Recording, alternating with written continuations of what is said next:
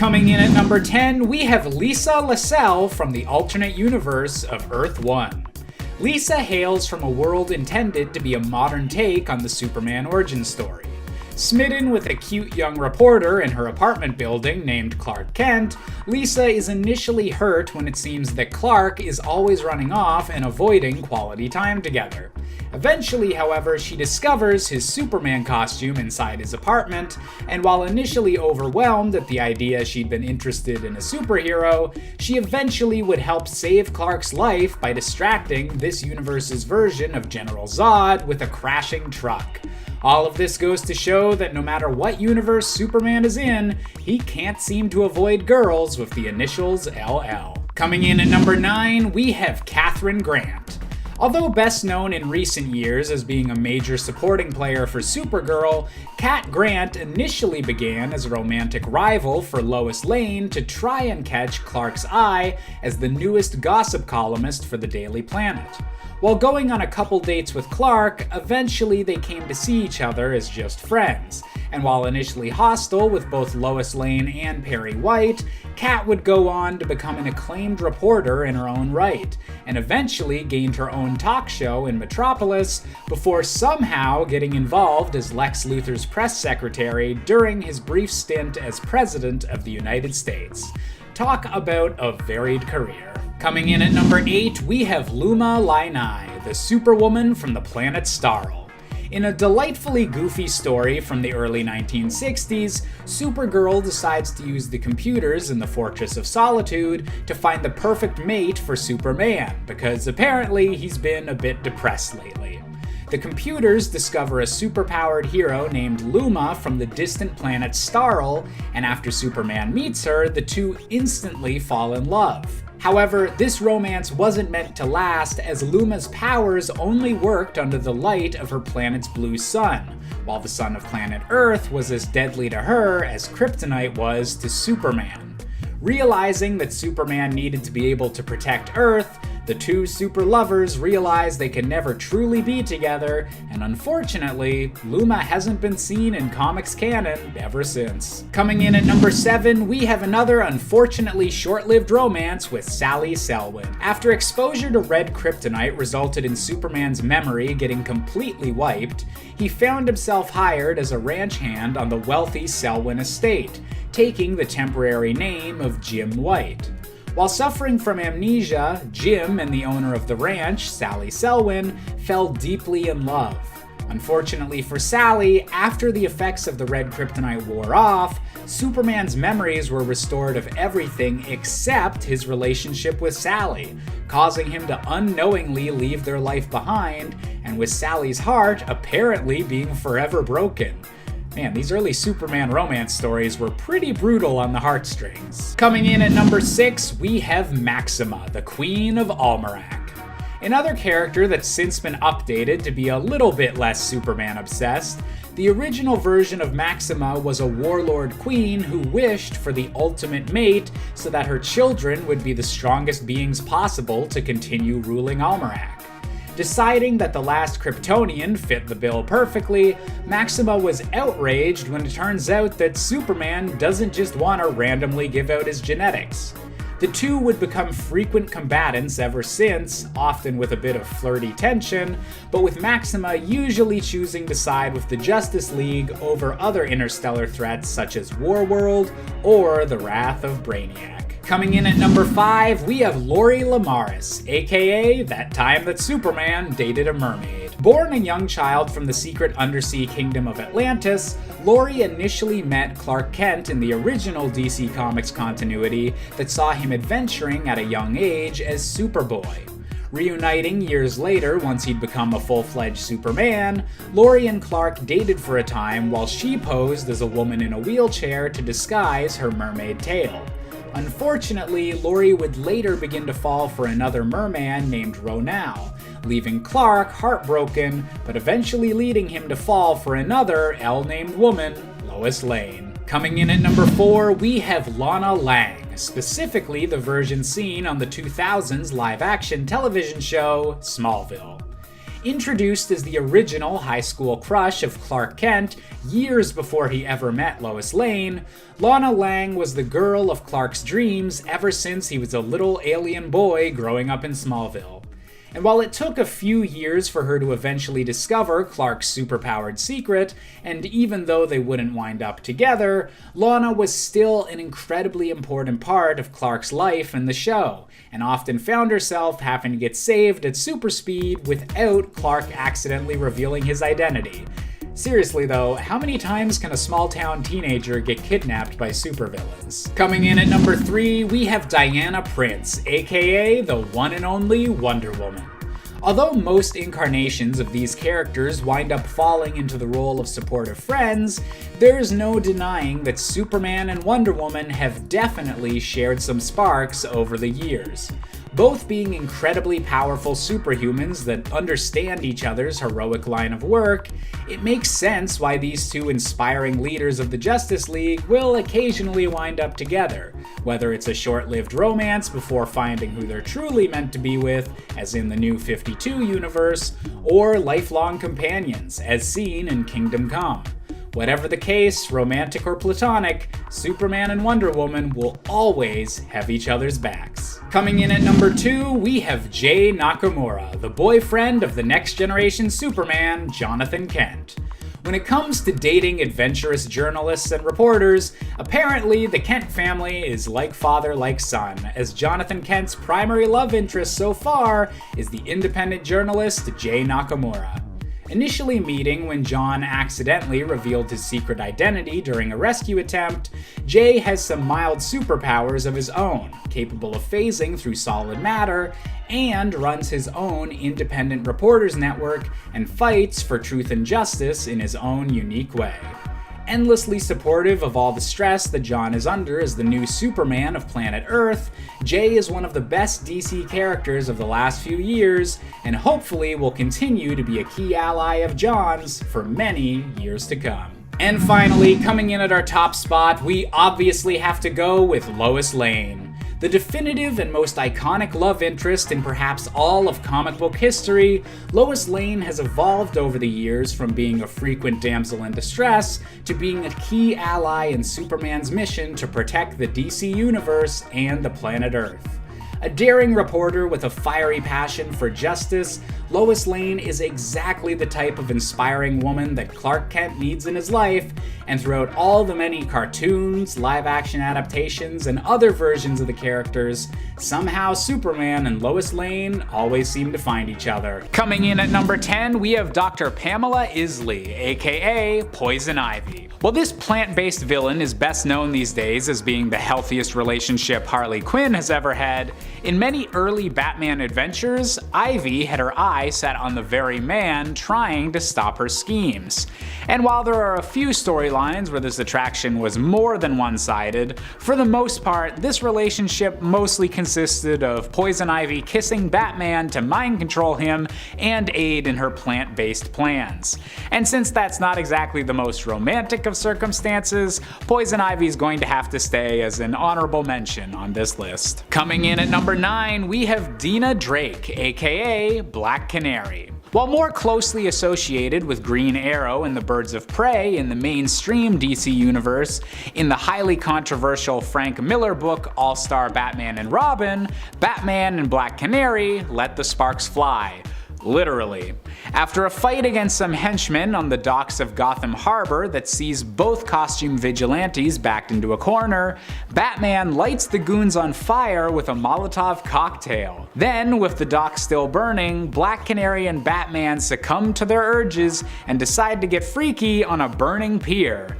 As I said, All-Star Batman and Robin is a bit controversial and weird, but hey, this moment's wild enough that Black Canary makes the list. Coming in at number 8, we have Kathy Kane, aka the very first Batwoman. Created by DC Comics in the 1950s to push back against any rumors of Batman and Robin comics secretly promoting a homosexual agenda, Batwoman was the very first romantic partner for Batman in the comics, even getting married on the cover of some notable issues.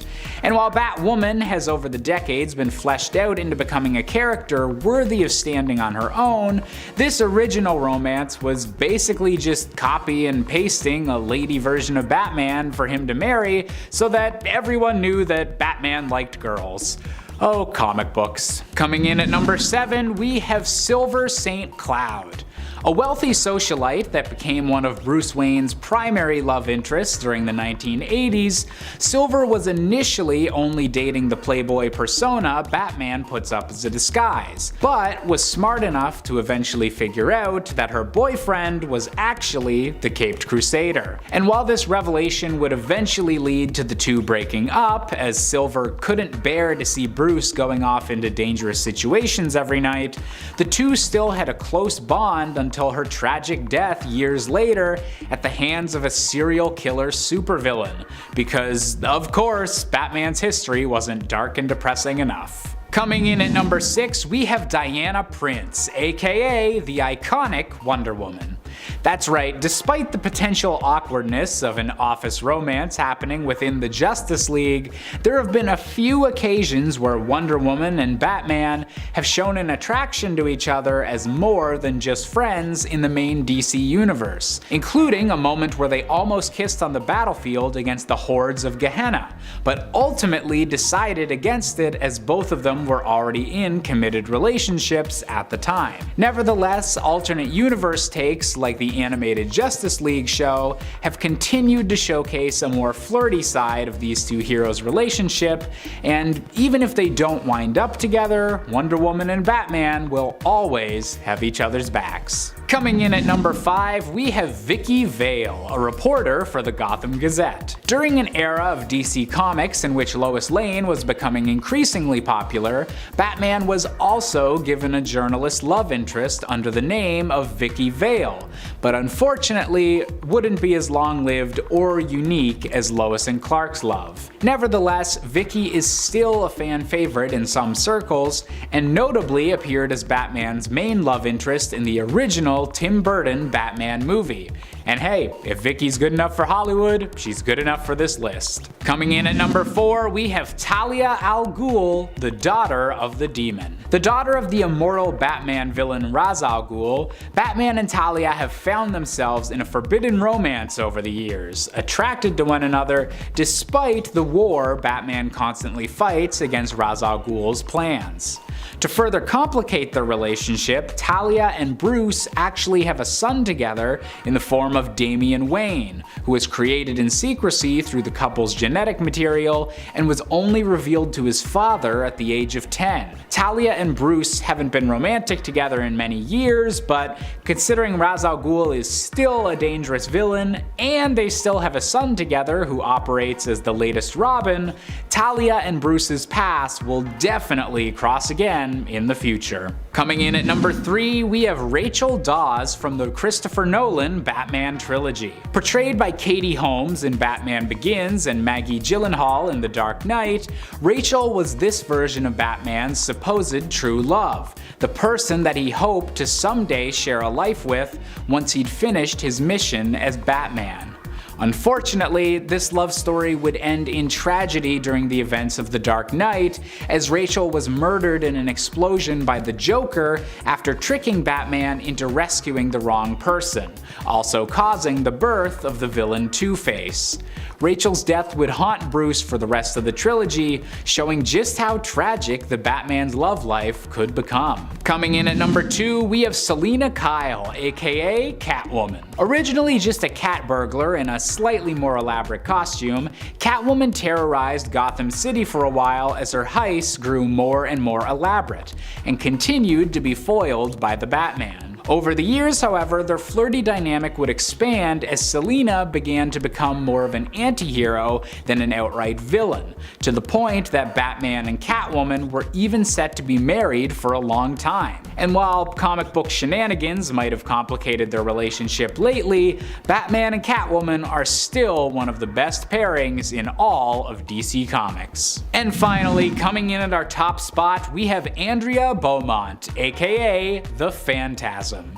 Originally debuting in the animated film Batman: Mask of the Phantasm, Andrea Beaumont was Bruce Wayne's first love, the girl he almost considered abandoning his mission as Batman for before the mission had even begun. Unfortunately for Bruce, Andrea and his relationship was forced to an end by the death of her father, causing Andrea to begin her descent into becoming the vengeful spirit known as the Phantasm. As a villain with an incredibly cool design and a very personal connection to Batman, the Phantasm might not have had as big an impact on the comics, but still remains, in my opinion, the best Batman love story ever told. Coming in at number 10, we've got Catwoman, a pairing that's mostly the stuff of fandom for now, but that's gotten enough official hints and references over the years to earn an honorable mention on this list. Catwoman and Poison Ivy both had a penchant for many years to keep up a flirty relationship with the Dark Knight, leading many fans to speculate that the bisexual Poison Ivy could also be interested in her fellow female supervillain. With some flirty back and forths through their history in the comics, alongside a very pointed mind control kiss during the animated film Batman Hush, it's clear that Catwoman and Poison Ivy might just have more in common than a rivalry with the Caped Crusader. Coming in at number 9, we have Darshan Bapna, a more recent character from Poison Ivy's very first limited series in 2016. Forced into becoming a scientist due to large expectations from his family, botany was the area of science that bored Darshan the least, even if his true passion was to be a musician. Darshan first became close with Pamela when the two briefly worked together at the Gotham City Botanical Gardens, with her first becoming interested in him following the revelation that he practices complete nonviolence and won't even eat plants, since he considers them to have a soul. And if we know anything, it's that being kind to plants is kind of the way to Poison Ivy's heart, even if it means an incredibly restrictive diet along the way. Coming in at number 8, we have Dick Grayson, specifically the version portrayed by Chris O'Donnell in the 1997 film Batman and Robin. A highly controversial movie from the 90s, this film saw Poison Ivy, portrayed by Uma Thurman, as arguably the most villainous character in a movie with 3 different villains. Manipulating both Mr. Freeze and Bane to aid in her dirty work, this version of Poison Ivy also directly tries to seduce both Batman and Robin, but winds up being unable to poison the young sidekick because he conveniently had some fake rubber lips made for the occasion. Not quite as ridiculous as a Bat credit card, but hey, at least this ill-advised romance was ended before it could really get going. Coming in at number 7, we have Dr. Marc Legrand. In the very first Bronze Age version of the Poison Ivy character, her origin story was heavily tied to an abusive doctor named Marc Legrand. As a promising young botanist, Pamela was seduced into helping Legrand steal an Egyptian artifact filled with magical herbs. Afraid that Pamela will betray him to the authorities, Legrand later tried to poison his assistant with these very same herbs, unaware that they would instead gift her with a complete immunity to poison and the beginning of her talent for controlling plants. And although Poison Ivy's origin story would be updated and retconned many times over the years, we'll still always remember the original bad guy who learned the hard way not to mess with Poison Ivy. Coming in at number 6, we have the Man of Steel himself, Superman. When your superpower involves mind-controlling people sealed with a kiss, it's understandably going to cause some drama, and that's exactly what happened in the infamous Hush storyline. Needing a heavyweight to protect herself against Batman and Catwoman, Poison Ivy ensnares the most powerful superhero on the planet under her control, and nearly has him kill the Dark Knight. The only reason that Batman is able to survive this battle is due to Superman holding back his strength as much as he can, even if he no longer directly controls his limbs thanks to Poison Ivy's kiss. Eventually, Superman breaks free when he's needed to save Lois Lane, showing that even mind-controlling kisses can't conquer true love. Coming in at number 5, we've got to go with Harvey Dent.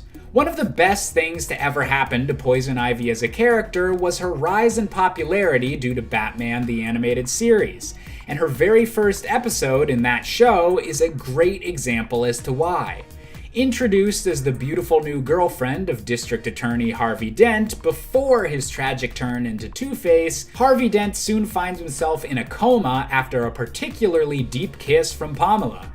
Pursued by Batman, Pamela reveals herself as Poison Ivy, the latest supervillain in Gotham who seduced and manipulated Harvey Dent in order for revenge at all the flowers he tore up when building a new Gotham City prison.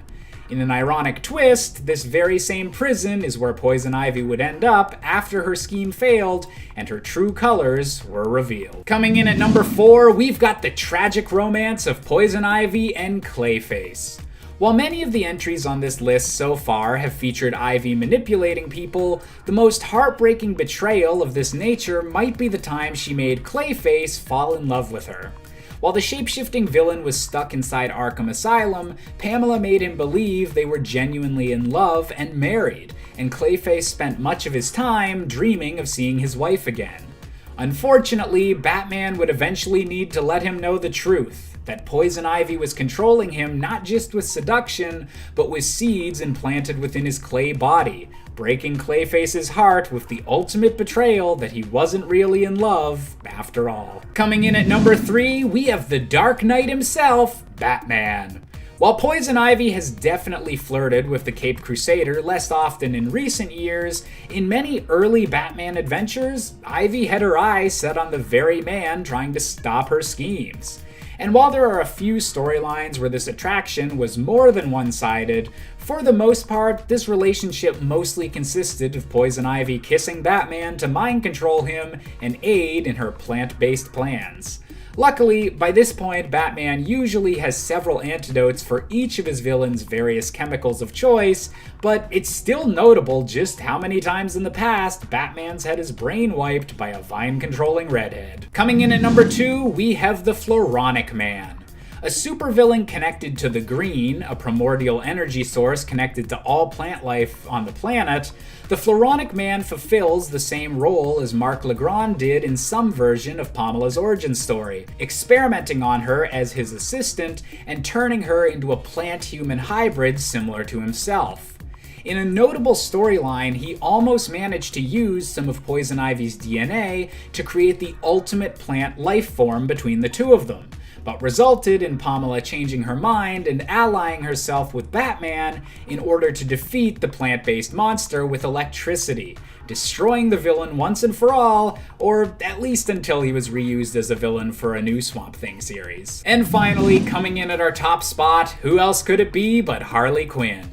Created for the very same animated series that made Poison Ivy one of Batman's most well-known villains, Harley Quinn has had one of the best character arcs in all of comics, growing from a one-note henchman of the Joker to becoming her own fully fleshed-out character with one of the most popular romances that comic books have ever seen. Harley and Pamela are perfect for one another, as Poison Ivy teaches Harley Quinn how to be her own woman, free from the Joker's abuse, and Harley allows Pamela to connect more with her human side instead of just obsessing over plants. These two better each other in every way, and that's why Harley Quinn's gotta take the top spot on this list. Number 10, Deadshot. Many changes came over at DC when the New 52 era began in 2011/2012. A lot of things got darker, and that included Harley's relationship with the Joker, which was already pretty dark. However, the Harley initially presented in the New 52 is extremely unstable, homicidal, and devoted to the Joker who tortured her. However, the Joker would vanish for a time after cutting off his own face. Harley would find herself on the Suicide Squad, where she would take up with fellow team member Deadshot, and the relationship would be hot and heavy, and the two's madness seemingly complemented each other. You know, until she put the Joker's face on his face, and well, that was kind of a no-go. The relationship was much less quickly handled in the animated movie Batman Assault on Arkham. Number 9, Red Tool. Since being brought into comics, Harley has pretty consistently had her own solo series, which has brought her more awareness amongst fans, which has led to her being featured in many different types of fandom, such as shipping. One big fan favorite pairing for her is with Deadpool. It's known as Harley Pool. Many felt their types of zany just matched and that it would be fun. This was played with in DC canon with the introduction of Red Tool, who is basically Deadpool, or as close as we can get without someone having to be sued. Red Tool would be obsessed with Harley and absolutely devoted to her. while she was more lukewarm, but would use his affection to her advantage. The two would eventually develop a friendly relationship. He worked well enough, even if you weren't aware of where he sprung from. He could stand on his own. Number 8. Wonder Woman. Harley's Little Black Book was a mini-series of small Harley adventures, snippets / team-ups between her and other heroes, and there was a flirtatious element to most of these, which of course included her team-up with Wonder Woman. Harley is established in this tale as having a massive crush on her, as well as admiration for her. She even has like a little shrine. These feelings are not exactly reciprocated. Their team-up dynamic would be Harley being like, "This looks like the start of a beautiful friendship. Also, I love you." With Wonder Woman being more like, "Thank you next," or "No thank you." Over time, like many DC heroes, Wonder Woman has been shown to mellow towards Harley. Number 7. Lobo. Harley's Little Black Book strikes again, seeing her teaming up with the main man himself, Lobo. Harley is in no way put off by all the hyper-macho-tude that Lobo's putting out there, and in fact the two's team up for the most part is pretty smooth, and he himself appreciates her more forward advances. Sometimes it's just nice to know where you stand. The two have a fling, or tryst as many outlets insisted on calling it. It's never sad to hear old words. This one was a fun one and done, but did lead to some to have fan theories, like, is Harley the mother of Lobo's daughter? Ask 2019. Number 6. Rick Flag. Man, the Suicide Squad. Everybody hooking up. You've got to read the handbook. That's not good for the overall team dynamics. The rebirth era of Harley and even the latter half of the New 52 saw the character mellowing and a tonal shift from the dark instability into a more fun, manic pixie dream girl variety of instability. The rebirth era would see her hooking up with Rick Flag. Since leaving the Joker, Harley's promiscuity has become one of her defining traits. She's a flirt and seemingly interested in most people, and many of them are willing to reciprocate. Rick Flag's a bit more straight-laced than her normal type, but variety is the spice of life. Wonder how Deadshot felt about that. Not because of her, because of Rick. Read the Ostrander run, I'm telling you. Number 5. Nightwing. Age in comics is a funny thing. It vacillates, so even as Nightwing ages, many of the people around him don't, which is part of how you end up with a hookup like this. It's happened in comic pages, Grayson, where later Harley would even be able to identify him by kiss, because it's that distinct. However, a bigger and for some more controversial moment came with Batman Harley Quinn the animated movie, which saw Harley Quinn tying Nightwing down to a bed and having her way with him, which the movie is quick to indicate he's into, well, because certain areas are standing to attention. Okay, we still monetized? Okay, good. For some, this was an out of left field moment with questionable implications. For others, a bit of fun. For some, a new possibility of a pairing that hadn't been fully contemplated before. Number 4. Bruce Wayne. Harley's actually been on a date with Bruce Wayne, also depending on how you play the Batman Telltale game, Flirtation City. Harley in the New 52 verse is attracted to Bruce Wayne, just here and there, such as little lines in movies, like in Birds of Prey where she names one of her hyenas after him. If that's not true love, I don't know what is. We get a full date in Harley Quinn Valentine's Special number 1, which for some fans was critical in cementing the fact that Harley doesn't know that Batman and Bruce Wayne are one and the same, which was a theory floating around with some, especially when she notes his jaw early on in Batman the Animated Series. Number 3. Batman. Hey, if she doesn't know who he is, he counts as two separate people. Harley is drawn to the persona of the Bat as well. I mean, makes sense, she does tend to be drawn to danger and excitement. There's also something appealing about it to fans too. He's essentially the antithesis of the Joker, and I mean, the Joker's head would explode. Who would he be jealous of? Well, that's up to you. It's your choice. Harley and Batman have had a flirtation since the animated series. She kisses him twice in Harley's Holiday after he's particularly sweet to her. And Batman has a soft spot for her. Not quite a pity spot, but a bit of understanding. Since then, it's appeared in main canon, in Elseworlds, just everywhere. Batquin. Some people wish it was a thing. Number 2, the Joker. I know, the Joker at number 2, the Scandal. This is the love interest who started it all. Harley would literally not exist were it not for the Joker. He is her starting point. She has of course become firmly established and become nuanced, though some of that has been stripped back in favor of a more traditional power fantasy. This couple is iconic and dark and twisted, which doesn't have to be something to be afraid of or shy away from, though some do for fear of glamorization or romanticization. But something can be explored and not glorified, and really no matter what you do, you can't control how someone is going to view something. At this point, Harley has moved on from her puddin', and he from her, but it was still an illuminating chapter in her character, and a strong, necessary one. Every character starts somewhere. Number 1, Poison Ivy.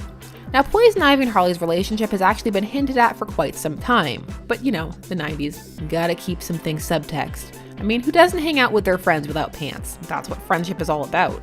Over time, these two's relationship would become more and more explicit, and also gain some cred with fans as being a less toxic one than her and the Joker, and B, also be more important for representation. It has gone through many phases.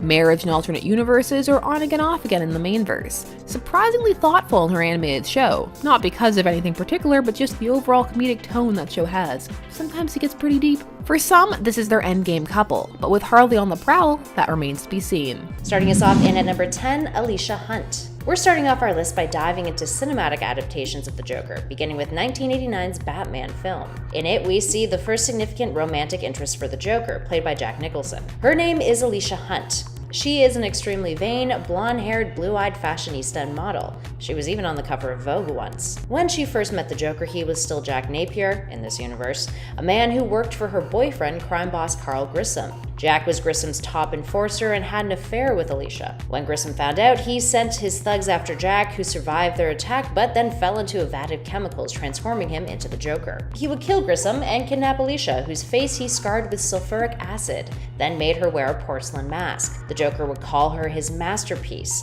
And while we never saw Hunt's scarred face on camera, several characters in the movie were horrified by how bad her face had been disfigured. She's also the original Joker love interest, since Harley Quinn wouldn't be created until later in the Batman animated series, but we'll touch on that in a bit. Up next, number 9, Sophie Dumond. Keeping up with the trend of cinematic adaptations, and at this number, we take a look at Zazie Beetz' character in the 2019 Joker film by Todd Phillips. Sophie Dumond lives in the same apartment building as Arthur Fleck, Joaquin Phoenix's Joker. She's a single mom struggling to make ends meet in Gotham City and somewhat befriends Arthur, exhibiting friendly or compassionate behavior towards him whenever they cross paths. Arthur gradually becomes obsessed with her, stalking her, and begins hallucinating, imagining that he has a relationship with her, with Sophie supporting him and helping him justify his criminal actions. After Arthur's sanity worsens, he breaks into Sophie's apartment, where Sophie, in reality, becomes frightened, asks him if his name is Arthur, and then politely asks him to leave.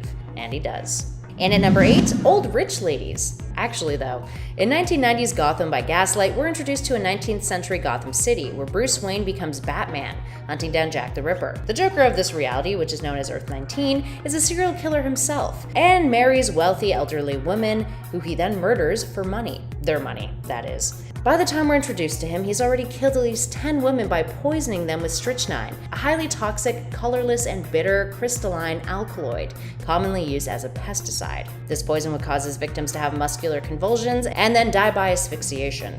Hey, still counts as a romantic interest though, since he is technically marrying them, right? There's gotta be some wooing involved. Or maybe the romantic interest is money.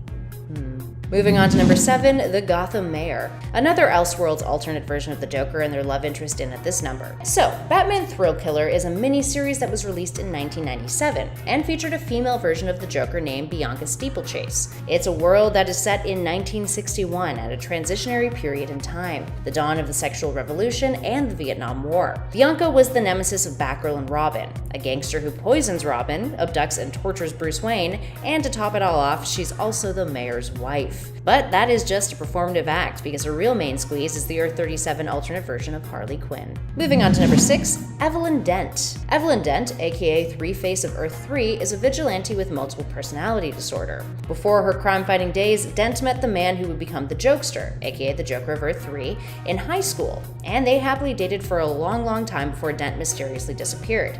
Now, during this time, she would give birth to their child, Dula Dent, and shortly afterwards developed multiple personality disorder. She then married the Riddler and eventually reunited with the Jokester, saving him.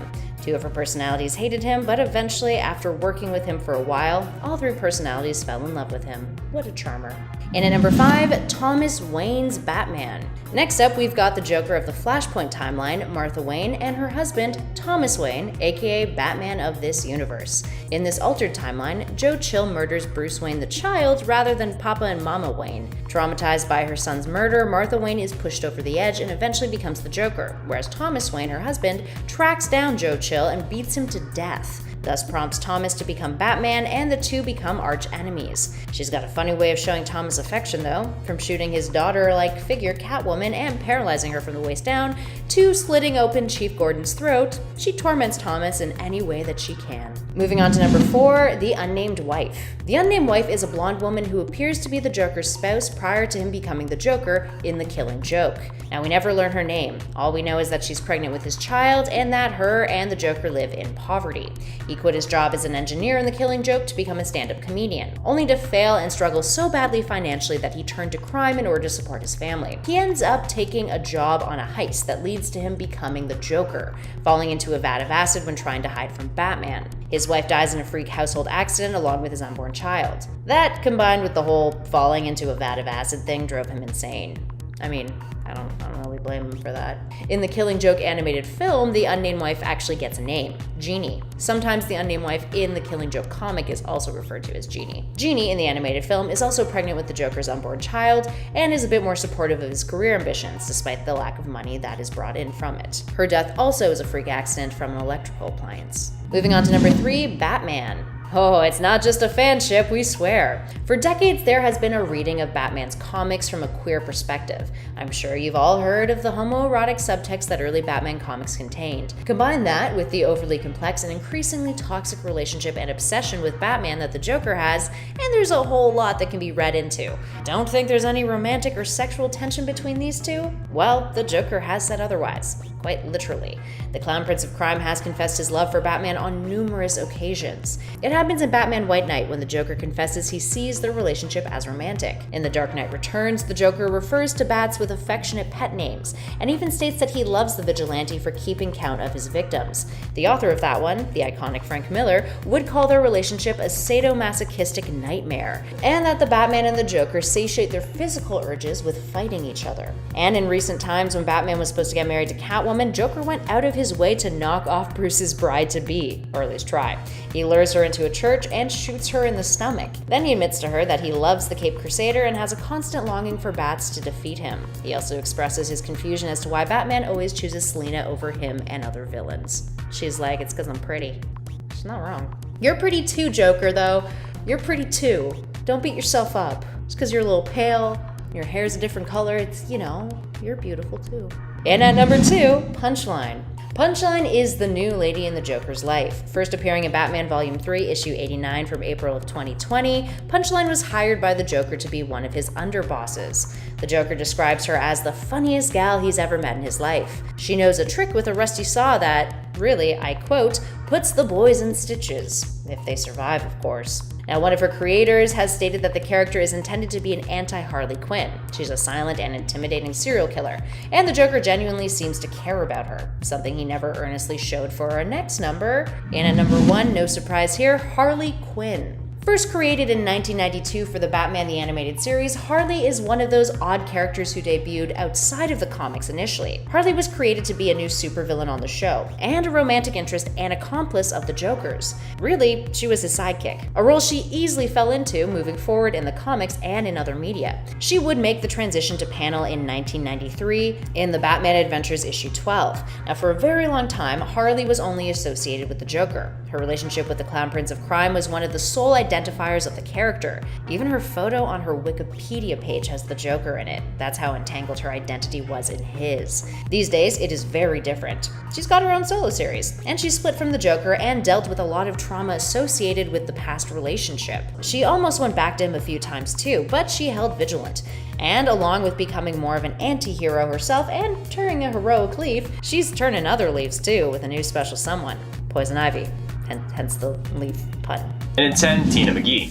Tina McGee was a scientist who worked at Star Labs and a friend of Barry Allen in the 90s television series. Basically, for those of you who watch the current series, she was this show's Caitlin Snow. She helped Barry Allen deal with his super speed powers, eventually by giving him a special suit that was modified into a superhero costume when Barry became the Flash. This version of the character is exclusive to the continuity of the television series The Flash and is an adaptation of Tina McGee. The original character was created by Mike Baron and Jackson Geis and first appeared in The Flash Volume 2 number 3, and was played by Amanda Pays, who plays Christina McGee on the current CW Flash as well, which I personally think is a great reference. In the Crisis on Infinite Earths crossover, however, John Wesley Shipp Jr. reprises his role as Barry Allen from that 90s series once more, as he did in the previous crossover Elseworlds, to bring this character's story to a close. When sacrificing himself on the antimatter cannon's treadmill, it's revealed that this version of Barry went on to marry this version of Tina McGee. And at 9, Linda Park, a tragic tale. An instant before the Flashpoint altered reality, Linda's children, Jay and Irie West, were sucked into the dark multiverse by a tide of dark matter. Wally attempted to save them, but was too late. Dr. Manhattan removed 10 years from the history of DC, which included all of Linda's relationships with Wally and Jay and Irie's birth. Linda's memories of her family were erased while Wally was trapped in the Speed Force. When Wally was able to briefly escape the Speed Force, he tried to get to Linda, his lightning rod, to remember him so that he could permanently escape, but she couldn't and thus was pulled back in. Wally was eventually able to leave the Speed Force for good though, with the help of his mentor and uncle Barry Allen. He reunited with his old friends the Titans, where he found he was able to restore their memories of him with a touch, but that Linda was mysteriously immune to this. And at 8, Emiko Queen. Emiko Emmy Queen is the current Red Arrow, a master archer and a vigilante who runs around wielding a bow. She is the Green Arrow's half-sister and partner, well, like vigilante partner. And she is also the assassin Shadow's daughter. Emiko was born to Robert Queen and Shadow on Starfish Island. However, as a baby, she was kidnapped by her father's protege turned enemy Simon LaCroix. Not the dude who invented the soda though. Better known as Komodo. LaCroix would train Emiko for years with the Outsiders Arrow clan, leading her to believe that he was her father. After Robin had offered for her to join the team, Emiko agreed to join on the condition that if her team does not convince her, she can leave. The team formed by Robin, Kid Flash, Jin, Roadhouse, and Crush had no training, but Emiko saw potential in them and decided to stay as Robin's right hand. This is where Wally would develop a slight crush on her, despite her having a crush on Nightwing. After their encounter with Deathstroke goes awry though, leading her to kill the assassin, Emiko leaves the team. And at 7, Raven. Raven is the daughter and herald of the demon Trigon and a member of the Teen Titans. The woman later known as Raven was born to the demon Trigon, a demonic entity who had conquered many worlds and fathered many sons. However, this was his first and so far only daughter. Trigon murdered the women who birthed his sons, however he allowed this daughter's mother to live, believing that his daughter needed to be raised by a human in order to help her reshape the underrealms in his image.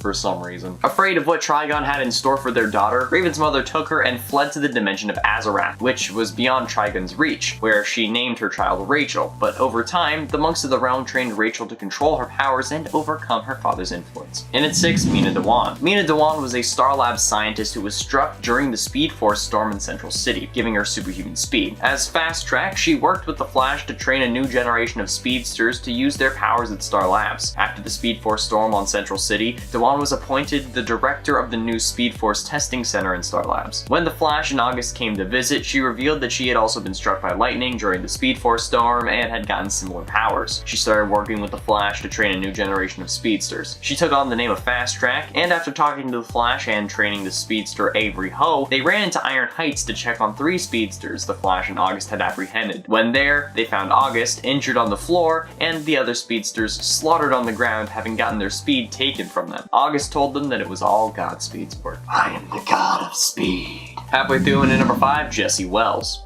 By the way, editor, you don't need to put the dash Wally. That was just for me. In the case of the Arrowverse, Jesse Wells was Jessie Quick, a speedster from Earth 2. She was the daughter of one of the most brilliant scientists, Harrison Wells. A college student on her Earth, Jessie was abducted by Zoom in a plot to turn her father against Team Flash, until being rescued and forced to temporarily relocate to Earth 1. After being hit by a dark matter wave from the Star Labs particle accelerator, Jessie gradually managed to unlock her Speed Force connection, becoming a metahuman speedster and superhero badass. After helping Team Flash defeat Grodd and his guerrilla army, she decided to move to Earth 1 permanently with Wally West, whom she was dating until they broke up. After learning Savitar had plans for her though, Jessie left Earth 1 to take over for Jay Garrick as the Flash of Earth 3, until Barry Allen was destroyed and Jay returned from the Speed Force. Jessie then returned to Earth 2 to continue her heroics and lead on her team. However, her and Wally did end up getting back together, as we see when Wally comes back and Barry realizes who Savitar is in like that same episode. Like he comes back, they ask him, how was Earth 2? Or how was Earth 3? One of the two. They ask him how visiting Jessie was. Then Barry realizes who Savitar Avatar was in one of the later episodes back in season 3. On December 10th, 2019, after Earth 2's destruction in the wave of antimatter, Jesse was soon confirmed to have been killed, along with the rest of Earth 2's population, aside from Laurel Lance of Earth 2. After Oliver Queen's sacrifice to recreate the multiverse, though, it is unknown if she was resurrected. And at 4, Felicity Smoke. After Cyrus Gold stole a centrifuge from Queen Consolidated in order to make more Mirakuru serum for Slade Wilson, Barry extrapolated a logical but unbelievable explanation about the thief being superpowered by merely looking at the crime scene, which ended up being true. Felicity realized that he knew more about the case than they did, and he enlisted his help, telling Barry that Oliver wanted to keep this investigation in-house. During the course of their time together, though, Felicity exhibited signs of being attracted to Barry, though she was still clearly uncomfortable when he mentioned his admiration of the Arrow and his theory that the vigilante had partners, particularly one versed in computer science. You know, it was her. Barry seemed to like her back, and though he was briefly surprised to learn that Felicity spent her nights with Oliver, even though at the time it was due to them working together as vigilantes, they still kissed after she helped him on a case while he was the street. But they decided it was better not to date because they were pining after the people they'd eventually marry. Well, they didn't know that they were gonna marry them, but they were still pining after people they couldn't have at the time, so they're like, yeah, no, let's not do this. And at 3, Jessica Cruz. Jessica Cruz inherited the ring of the crime syndicate's power ring, becoming the new power ring briefly before becoming another Green Lantern of Earth. After getting taken over by a Yellow Lantern ring, she was able to fight off the influence, allying herself with the Justice League. The Flash called in Hal Jordan, Earth's first Green Lantern, to teach Jessica how to stay in control of her Yellow Lantern ring. But with Hal's help, Jessica mastered the use of the former ring. When Grail summoned the Black Racer, the new god of death, to kill the Flash, Jessica maintained enough control of her body to jump in the path of the Black Racer and seemingly kill herself to save the Flash. The Black Racer, though, managed to kill the entity in her ring, controlling her, causing her power ring to crumble apart on her finger. For her ability to overcome fear, Jessica was actually tracked down and bestowed a Green Lantern ring, becoming Earth's newest Green Lantern, and recently is one of the more popular love interests of the Flash, with the exception of number 1. But ultimately, in a number 2, Patty Spivot. Patty Spivot in the Arrowverse is a former police detective of the Central City Police Department, formerly an officer and a former member of the Anti-Metahuman Task Force. She is also the daughter of a late unnamed man and the ex-girlfriend of Barry Allen. She is commonly thought to be the best fit for the Grant Gustin Flash, but after Barry and Patty got close, Patty realized that there was something Barry wasn't telling her. After the Turtle kidnapped Patty, Patty decided to leave Central City and go to college at Midway City University to become a CSI, like she always wanted. A few days before she left, Patty discovered that Barry was the Flash by connecting his cases to the fact that he always knew what had happened, like he had been there, and she told Joe about it, who told Barry to talk to her, although Barry was hesitant. Right before she left, though, she visited Barry and told him that if he was the Flash, he should just tell her and then she would stay in Central City to be with him. Though, Barry decided to make a sacrifice and let her go to pursue her dream. Then, because she wanted to prove that Barry was the Flash to herself, she called Barry while she was on the train to school, lying and saying that there was a man with so Barry came running as the Flash, which finally proved to her that she was right. This didn't change her decision to go to college though, as Barry left the train and she stayed on, which eventually led to, in at number 1, Iris West. In the comic books, Iris West Allen is the wife of the second Flash, Barry Allen, and the aunt to the third Flash, Wally West, although in the TV show, Wally and Iris are brother and sister. She is a reporter for the Central City news outlet Picture News, and while she may be the most well-known Barry Allen or Flash love interest, how can we not include one of the most iconic love stories that spans across seemingly every single goddamn timeline? Like, even the one where Barry was literally the villain, like in Reverse Flashpoint during Armageddon Part 4. In the comics, though, Iris was born in the 30th century to Eric and Fran Russell, and was sent to the 20th century as an infant, where she was raised by the West family. Although she was never told that she was adopted, she had always suspected it. And because of her curiosity about digging up her origins, she grew up digging for the truth. So she became an award-winning writer for her school newspaper. Then she went to Columbia University and had an internship at the Daily Planet. She needed a break though, so she moved to Central City, where she got a job as a reporter for the Picture News, and after many unsuccessful relationships, she met police scientist Barry Allen while reporting a suspected murder that she was investigating, and then they began to go out. She was charmed by his honesty and stability, and then one night Barry proposed to her while riding on the Ferris wheel at Central City Amusement Park. You gotta admit, Barry, not that original. I mean, like, filling your apartment with like 100 fire hazards like you did in the show, that's better than a Ferris wheel. And I mean, like, singing a custom song that the show had written for a musical episode to propose to her again after she took off the ring because she realized that part of why you proposed was to change her fate with Savitar, that was better.